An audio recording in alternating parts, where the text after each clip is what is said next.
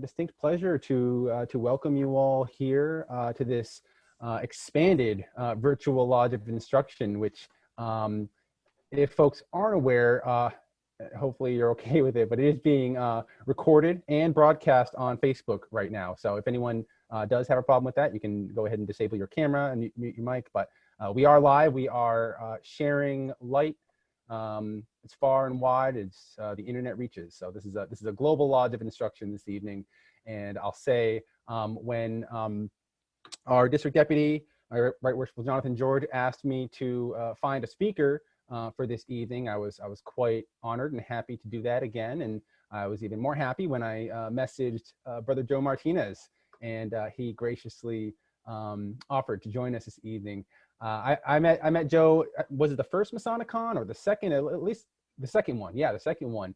So I guess 4 years ago at Ezekiel Bates Lodge, at which I'm also a member of Ezekiel Bates. I'm currently the presiding master of Mountain Lodge of Masons in Shelburne Falls, and I've always made that journey down to MasonicCon to connect with like minds. And Joe is one of those, I'd say, bright lights in Masonry, certainly spreading the light of Masonry in a very strong way. I knew him as the main organizer behind Esotericon, an incredible conference, the Mid-Atlantic Esotericon.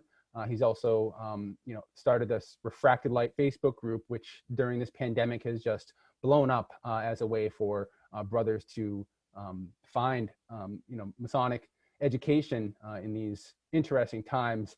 And it wasn't until reaching out to him that I actually read his bio here, and I didn't realize, Joe, that you're a veteran of the United States Army, a former counterintelligence special agent, and an investigator for over 10 years. Let's see. He's got a bachelor's in criminal justice, information security. He's currently serving as a senior warden of Manessa Lodge, number 128 AF and AM of the Commonwealth of Virginia. He's a member of the premier Esoteric Lodge in DC, Benjamin B. French Lodge number 15. He's Master Mason in Maryland, Massachusetts, and the UGLE. He's a member of Royal Arch, Cryptic Council, Commandery, the Allied Masonic Degrees, Ancient and Accepted Scottish Rite Southern Jurisdiction, Knight Masons, YRSC, and the Operatives. I'm going to have to Google that one. Brother Joe enjoys focusing on researching the initiatic experience, rituals of initiation, and the mysteries of ancient civilizations, as well as the relation between modern science and Gnostic teachings. You get all that? And so for this evening, Brother Martinez is going to be sharing a presentation on the pillars of initiation, focusing on the use of pillars throughout the ancient world, their meaning to various cultures, and their integration into modern Masonic ritual. So, without any further ado, I'm very eager to hear this, and I'm looking forward to some lively discussion after this presentation. So, Brother Martinez, please take it away. Brother Marty, thank you so much. And yeah, thank you for reading my really long-winded bio. What you basically said was, I'm never home for dinner, which is about right. So if my wife's watching, I pay dues to all of those. So I'll be in big trouble. But thank you again for having me. I apologize for wearing the hat. For those who know me know, I'm kind of light up top. And I'm actually sitting in our lodge room tonight. In the office. My daughter is in her Rainbow Girls meeting, so I'm in here locked in the office Zooming with y'all. So with that being said, I'm going to go ahead and Marty, if you could, if more people join in, if you could just admit them, You got it. And I'll close this out and start sharing my screen.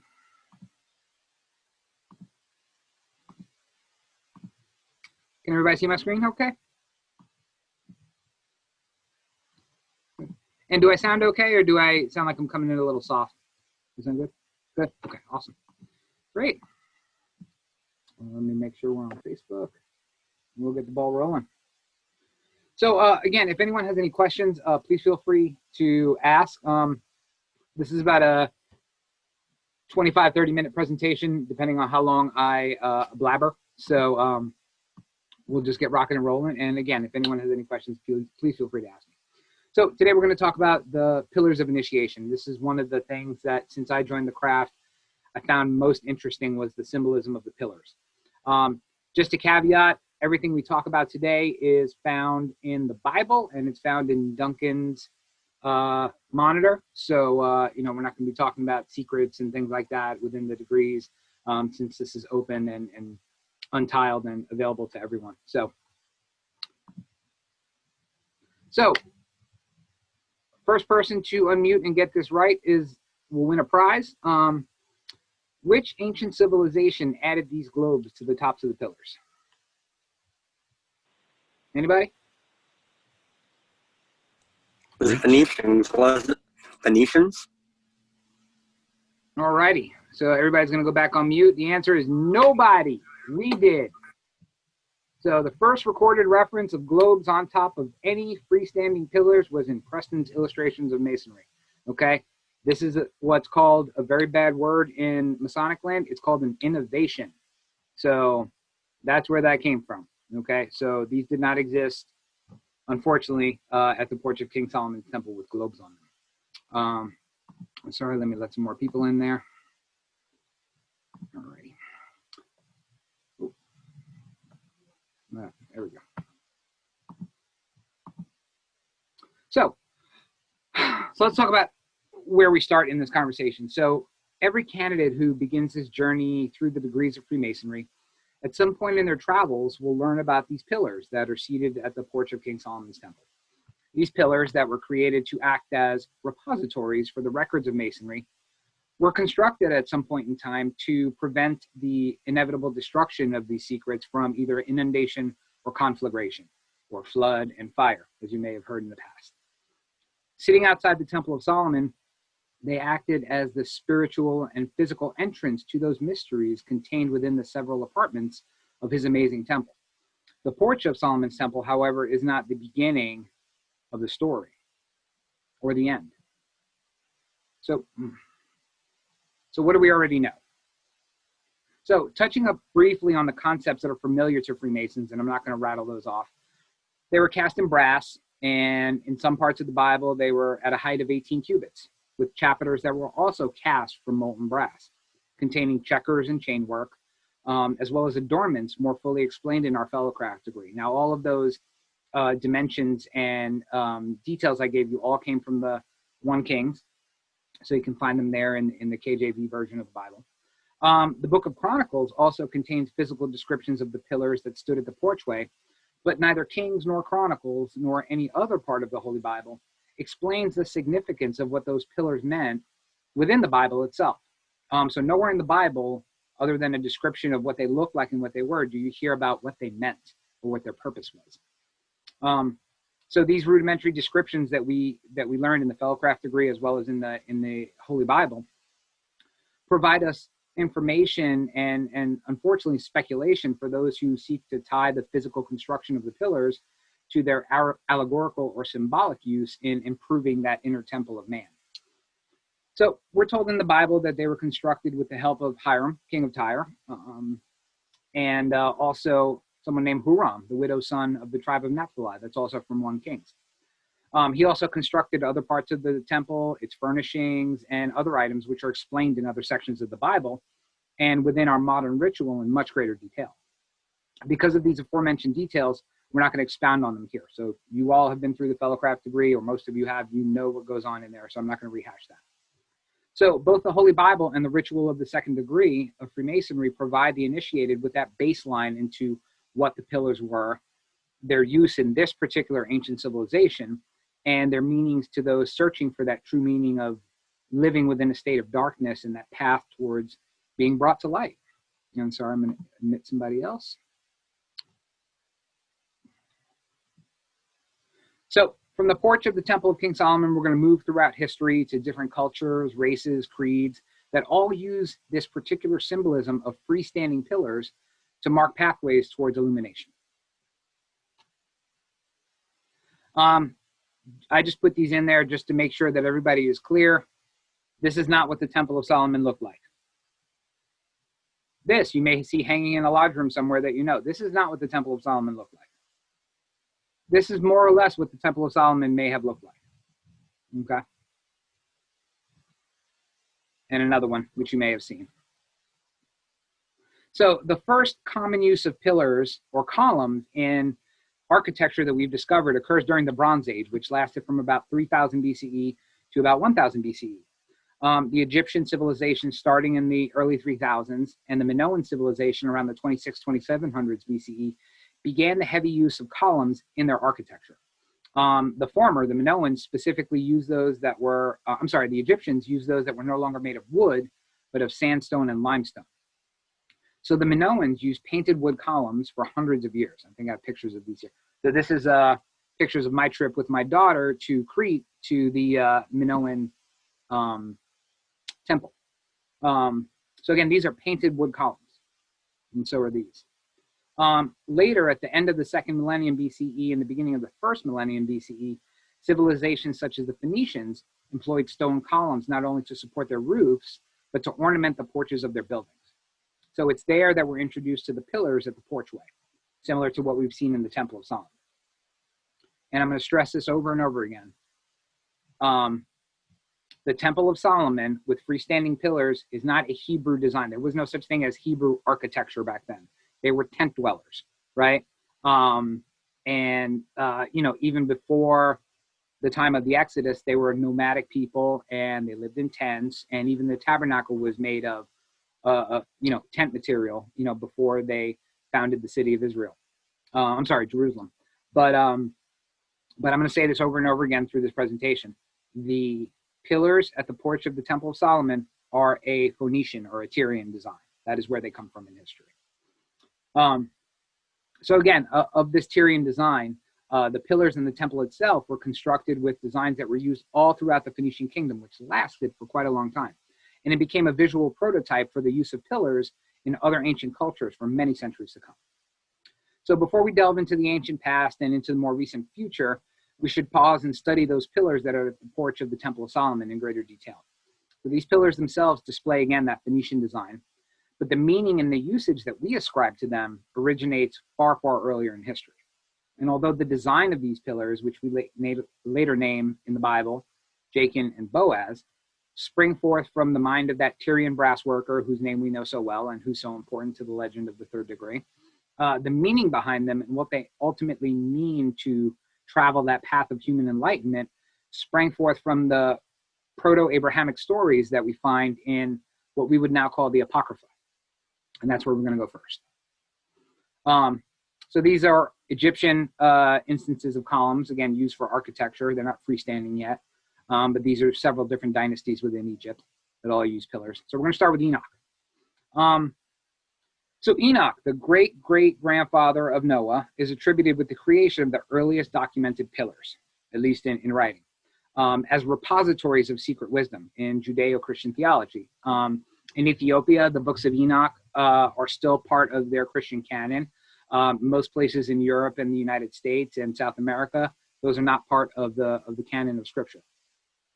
But these antediluvian pillars were constructed to contain the wisdom and science that was discovered by man up until that point in time, and to keep them as safe repository for the coming destructions. Again, one of fire and one of flood that were foretold would inevitably come. This is described in much greater detail in the old charges, if you're familiar with those, most notably the Cook manuscript that was dated to about 1450 CE. What's most striking is that these descriptions that were found in a Masonic document from the 15th century were not found in the biblical canon of the time. So they were not in the King James Version of the Bible. The stories of Enoch basically did not exist in written form for a period of about 1500 years. But they were, however, found in the apocryphal books of Enoch. So again, these books of Enoch, committed to writing in around the 4th century BCE, were lost to the centuries in the Western world until the late 16th century. And only returned to Europe probably around the mid-1700s. So if we're to derive the symbolism of the pillars from these stories that are found in the books of Enoch, then there's a really large gap in the written record between their introduction in Freemasonic ritual and their disappearance in the Middle East before the beginning of the Common Era, which I find really striking and interesting. Josephus, the Jewish historian, Jewish/Roman historian, preserved some of these stories in his Antiquities, if you may have heard of them. He details the building of these pillars through the line of Seth.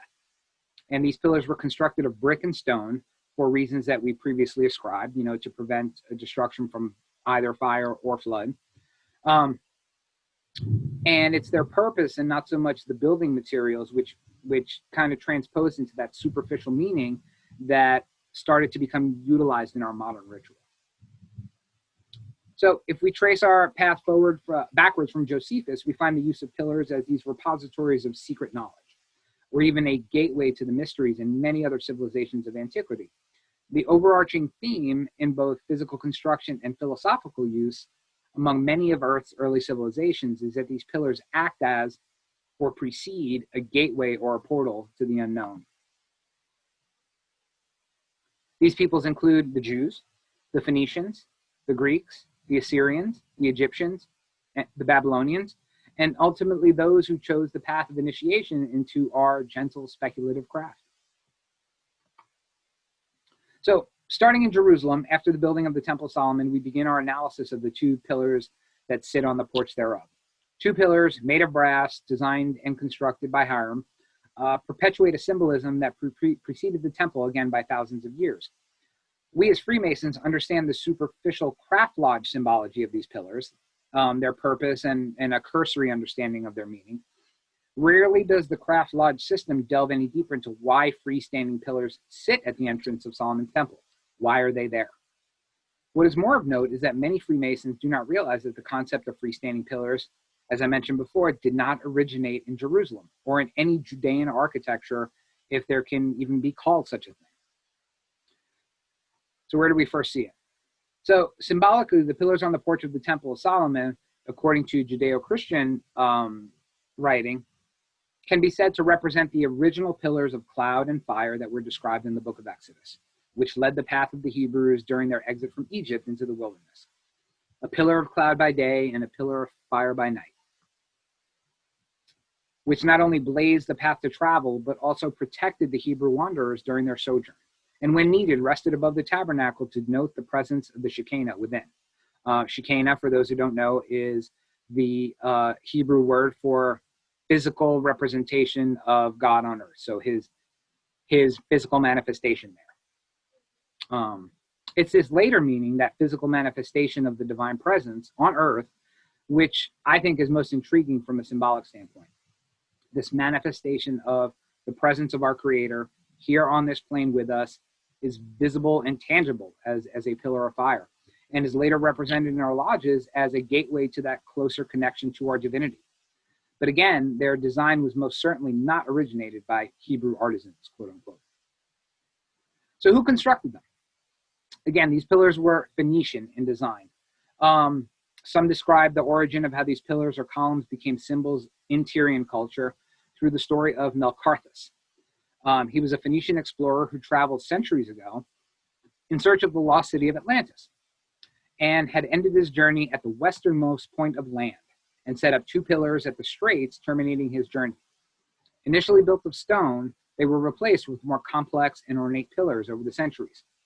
Eventually, they were embellished with temples around these pillars, the most recent being those in honor of Hercules or Hercules. These pillars of Hercules, as they will later be known, pop up again in our story of the pillars.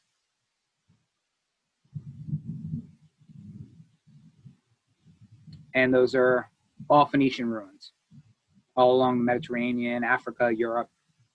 Okay, now we're going to talk about Egypt. So from the ancient Phoenicians, we next find examples of pillars in ancient Egyptian architecture. So prior to 3000 BCE, columns that were used in architecture in Egypt were carved from large blocks of sandstone or limestone. So during the next 2 millennia, the Egyptians transitioned from a carved singular block, one block to make an entire column, to sections which fit on top of another. Also, during those 2,000 years, the complexity and ornamentation of these columns ranged from the simple and plain to the extremely complicated ones, which spawned several different styles of column architecture. Whereas these columns were really striking in their features and served many purposes throughout Egyptian dynastic periods and beliefs, they served little use to us symbolically, as they were primarily all used for supporting a structure. To those in the craft, the more notable architecture element that tells us a more symbolic story is that of the obelisk. And excuse me for 1 second. So as I was saying, let me let somebody else in. From a symbolism standpoint, columns that were used in early Egyptian architecture mean little to us because they supported structures. They were not freestanding pillars. But again, they do have some sort of pillar architecture, which is freestanding, and those we'll call obelisks, and that's what we're going to talk about next.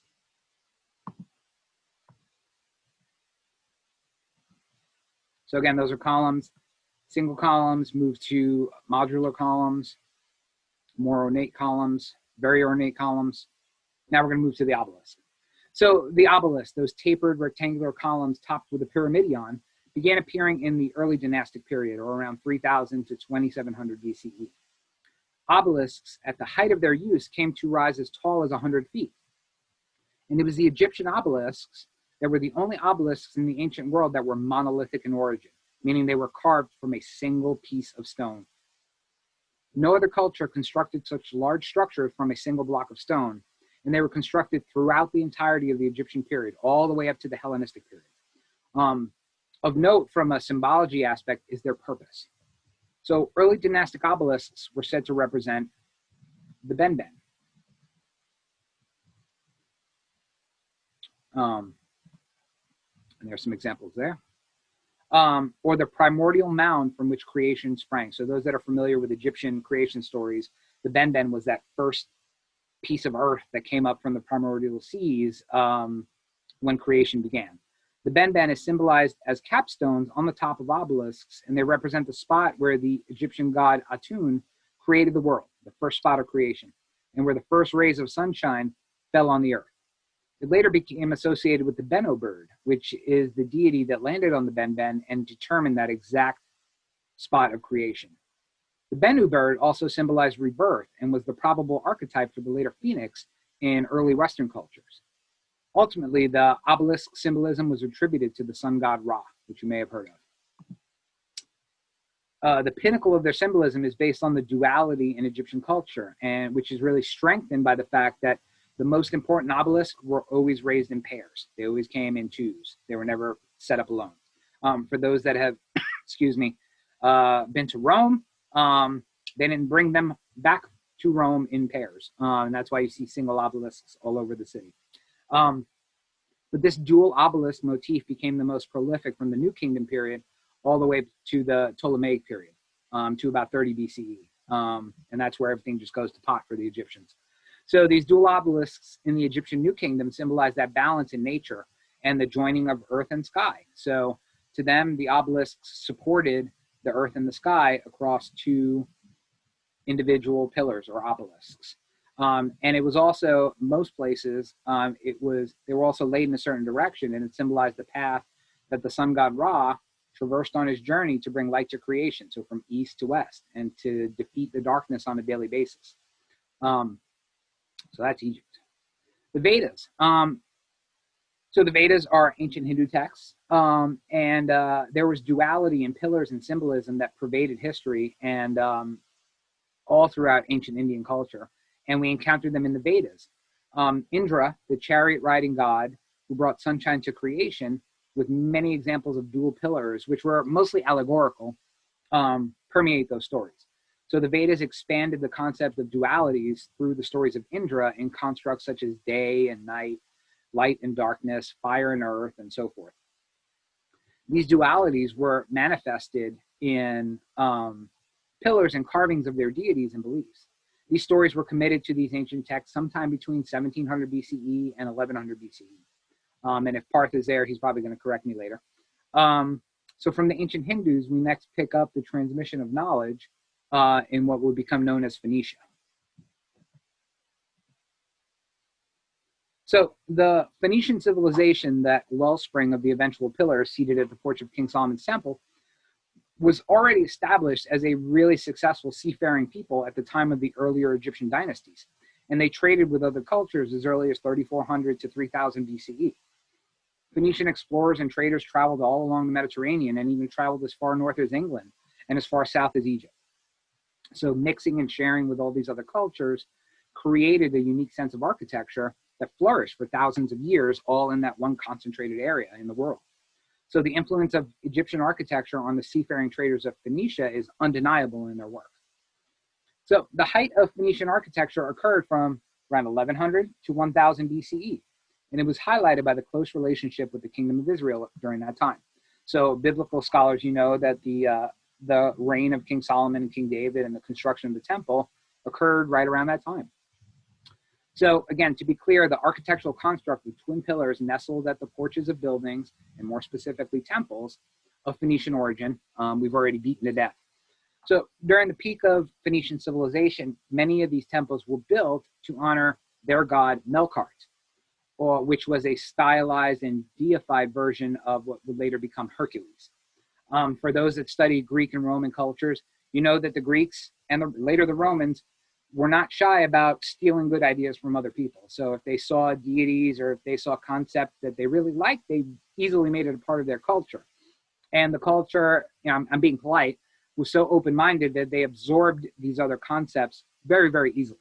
So you have Melkart, again, which was that prototypical Hercules and Heracles in later cultures. So his most lavish temple, the temple for Melkart, constructed in the 10th century BCE, was later described by Herodotus as having twin pillars, one made of gold and one made of emerald.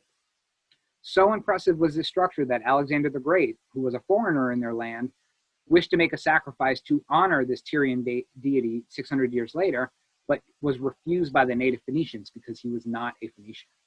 And he probably taught them a lesson soon thereafter about that. But many temples through the Phoenician kingdom had this similar motif and adorned their temple sites in their entranceways with dual pillars.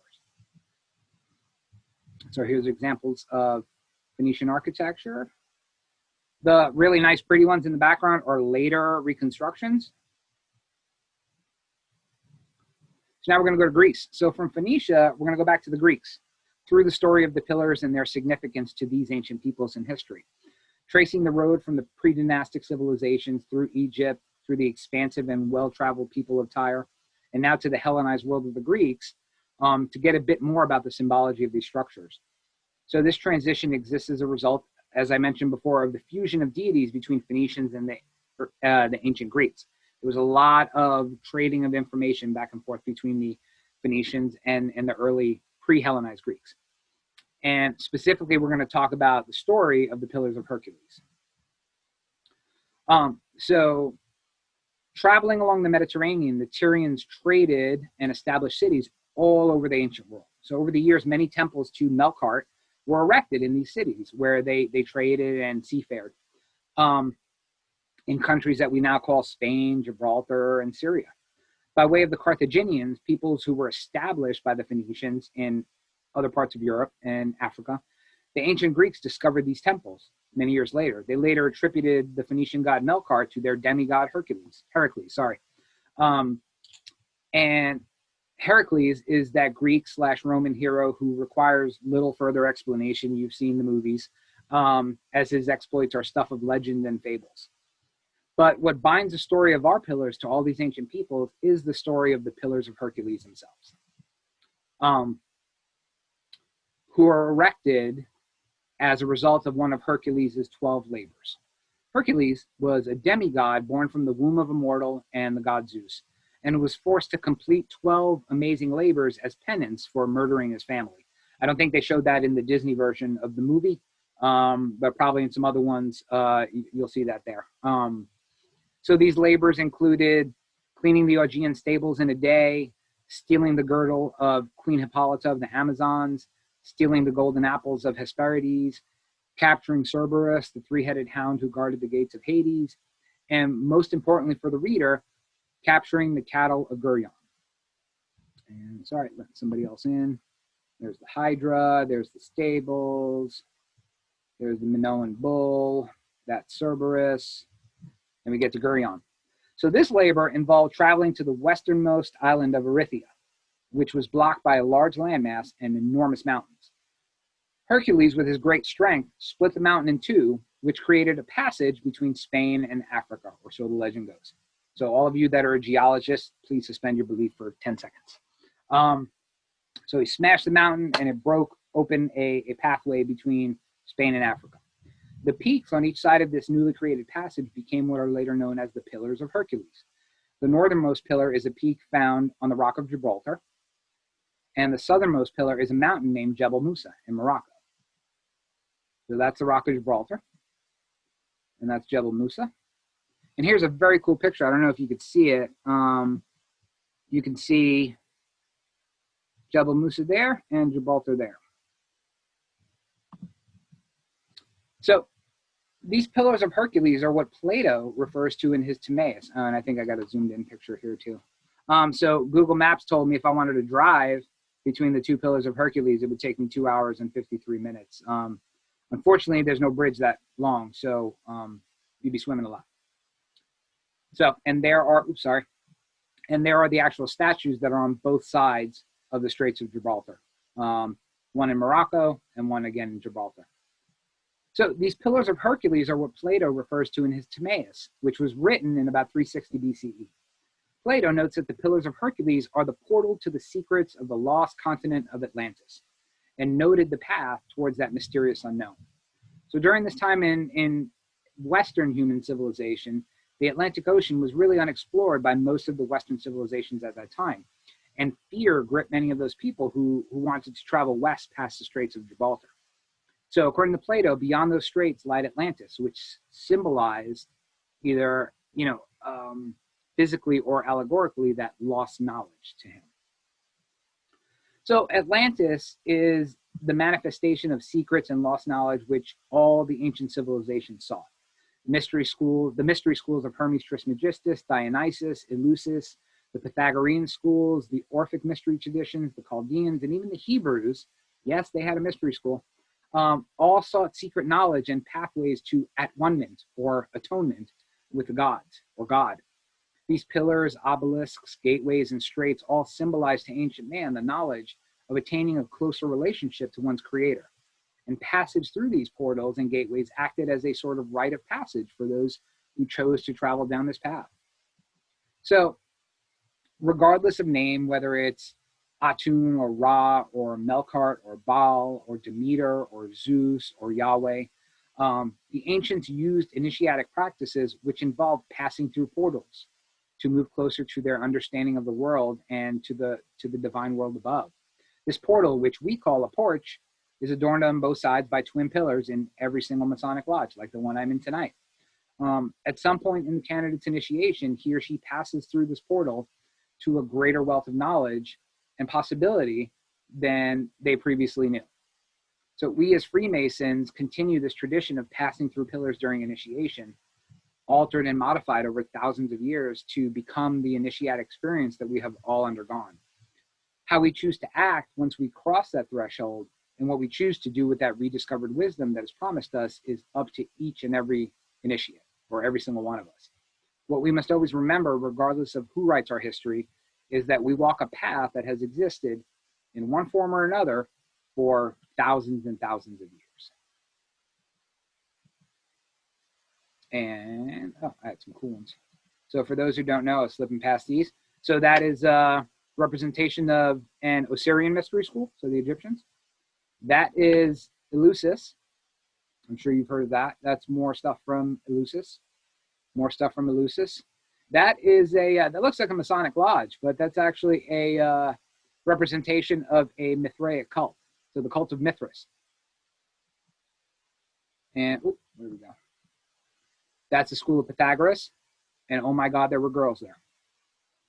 And this is actually a representation of the Essenes, who you may have heard of. So again, I do make that contention, maybe a loose one, that, there are these similar stories and these similar paths of initiation that all involve going through a porch or a gateway or a portal of some kind.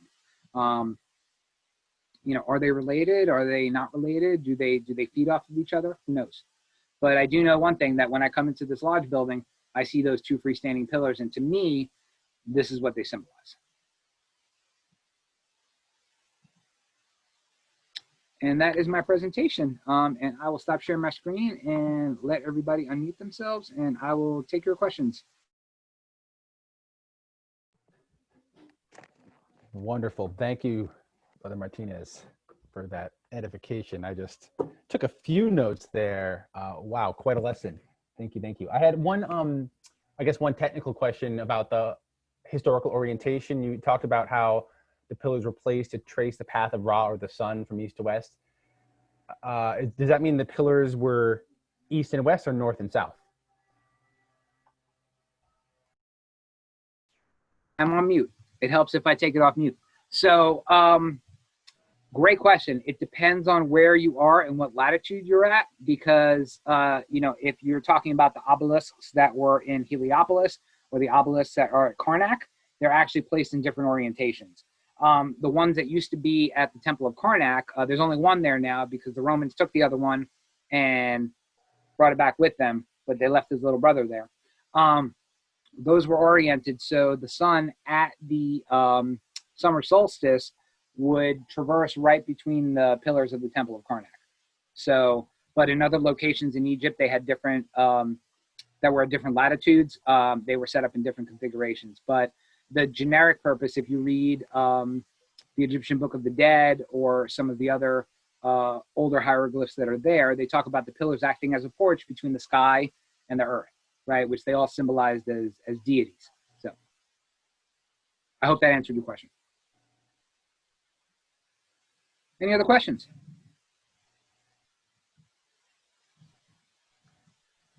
I would like to tell you that a friend of mine's a geologist. And the other night we were talking, you know, we talked about the dam that when the thing between Turkey, the Bosphorus opened up. That was, people were around then. But it turns out the Mediterranean, there was a rock dam there.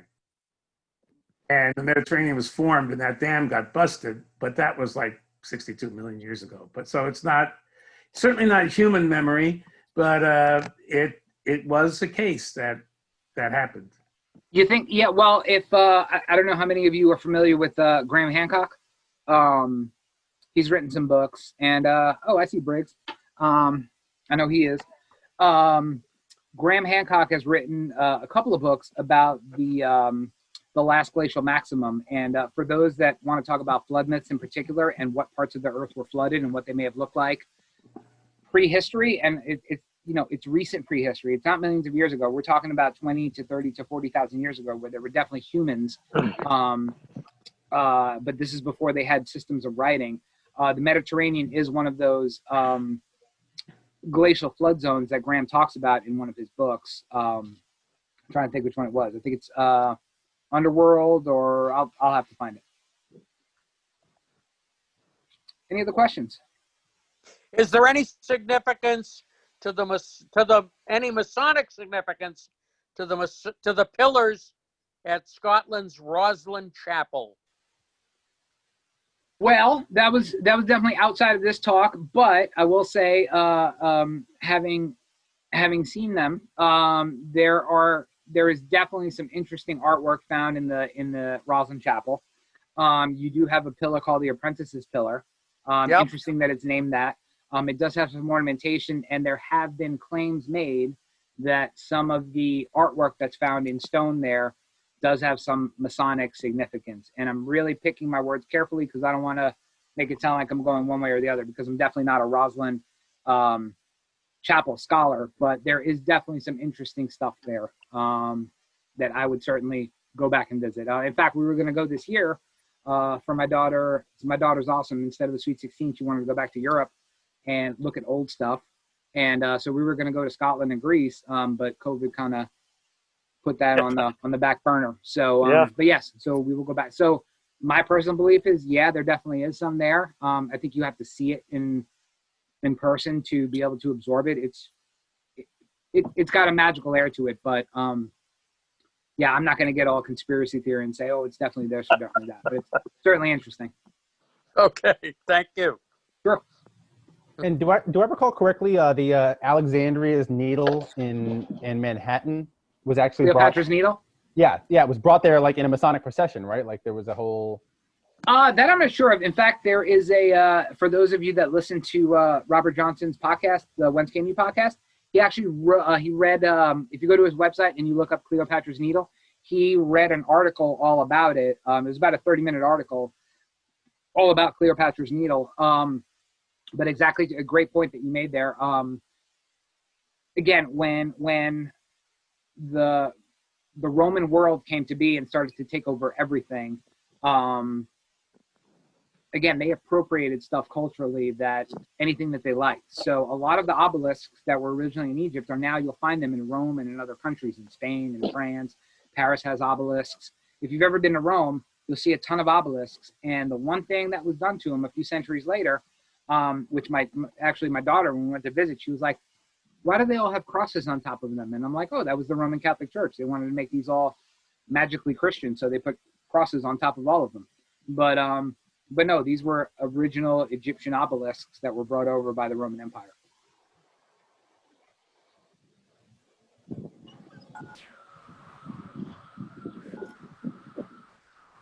Okay, so a question. First of all, I really appreciated your whole presentation. It's really cool. Thank you, and enlightening. Thank you. So I have early on in your presentation, going back to the ancient stuff, you mentioned Enoch, and so I have a question for you and all the brothers. It's kind of a trick question. Enoch is mentioned in the book of Genesis. Lived for 365 years, if I'm correct. And when did he die?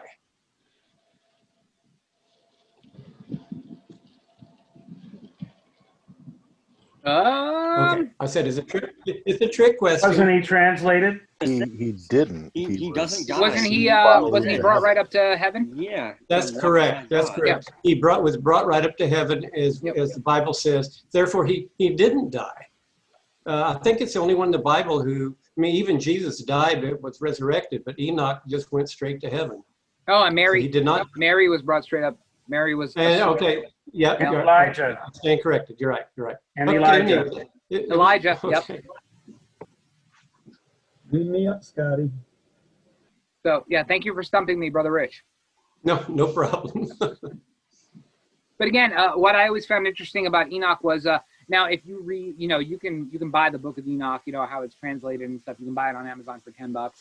But what I found interesting was that some of your earlier churches, like your churches in Ethiopia and things like that, that were not, that were not under direct control of early Rome, they still have a lot of these apocryphal books that were found in Qumran and Nag Hammadi in their canon, quote unquote. Whereas we haven't seen them in many hundreds of years.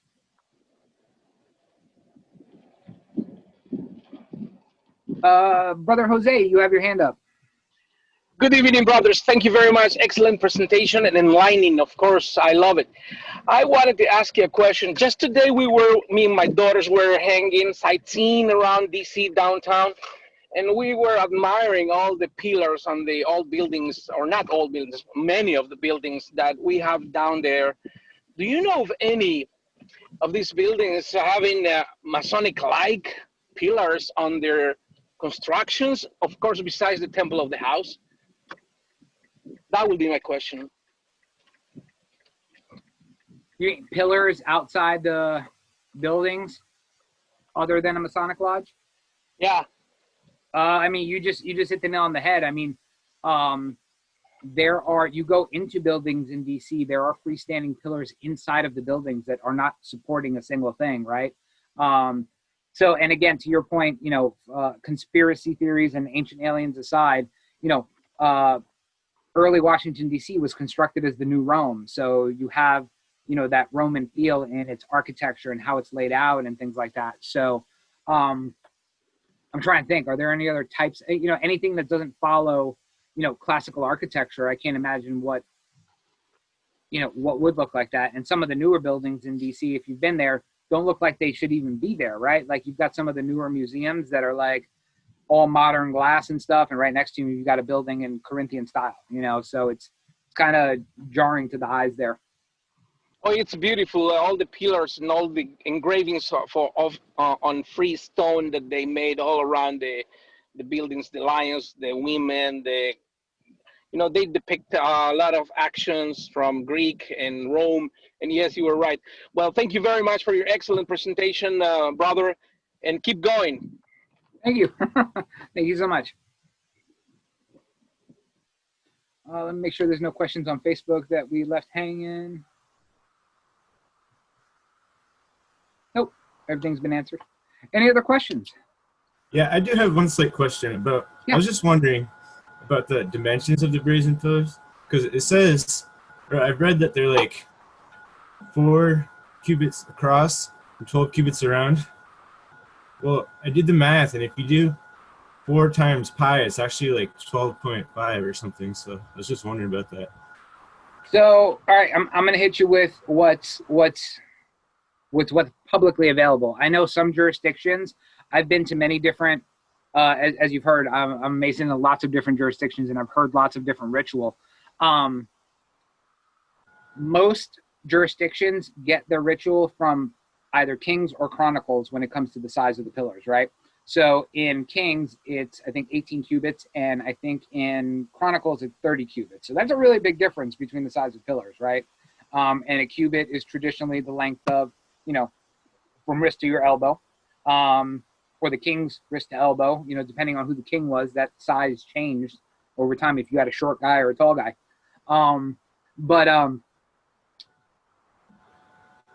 Again, all we have as quote unquote historical evidence is what's in the Bible. So the ritual either takes it from there or it takes it from somewhere else that we don't have access to, right? So, but to your point, they could either be very, very large. And again, both the Bible and our rituals say they're made of brass. There'd be some really big, heavy pillars. You know what I mean? Thank goodness somebody decided to make them hollow, right? So they could put stuff inside of them. Because if not, they would be ginormous and never make it to the front of the temple. But again, you have to determine whether you think it's historical accurate or a story of historicity or an allegory, right? And you have to pick which one that is and then infer from there. So I hope I answered your question, but I don't think I did. Yeah, well, no, that totally makes sense.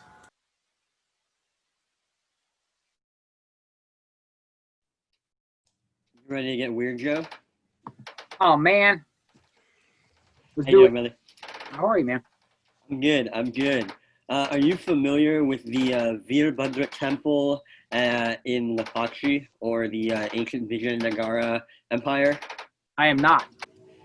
So its particular claim to fame is that it actually has a column within it that is not built from the ground up, but is suspended from the ceiling, and you can actually pass like very thin objects underneath it.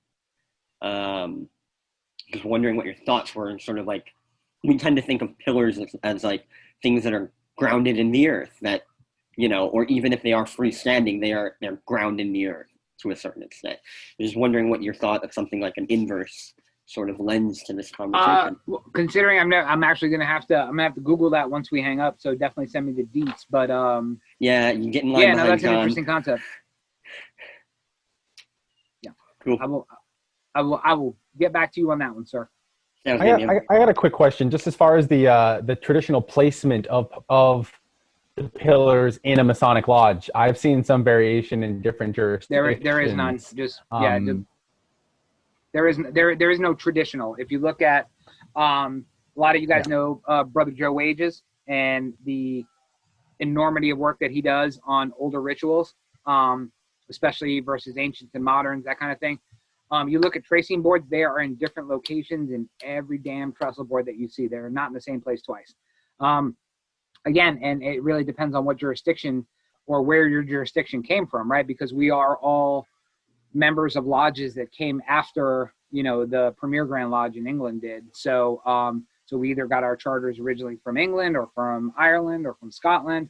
Not too many here in the U.S. and Ireland, but or France for those that are not U.S. Masons.